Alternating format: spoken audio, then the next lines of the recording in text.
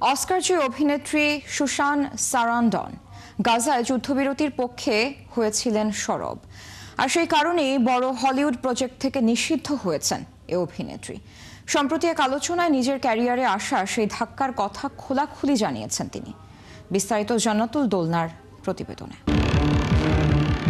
৭৯ বছর বয়সী সুসান সারান্ডন জানিয়েছেন, গাজায় যুদ্ধবিরতির দাবি তুলে প্রতিবাদী মিছিলে অংশ নেয়ার পর তার দীর্ঘদিনের এজেন্সি চুক্তি বাতিল করে দেয়।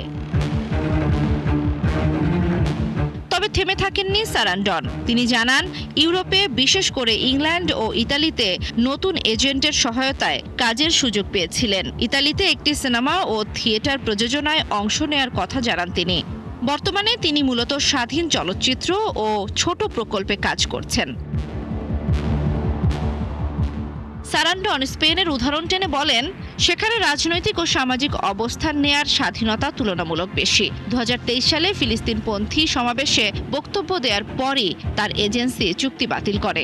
এ খবর তখন আন্তর্জাতিক গণমাধ্যমে আলোড়ন তুলেছিল। জান্নাতুল দোলনা, ৭১।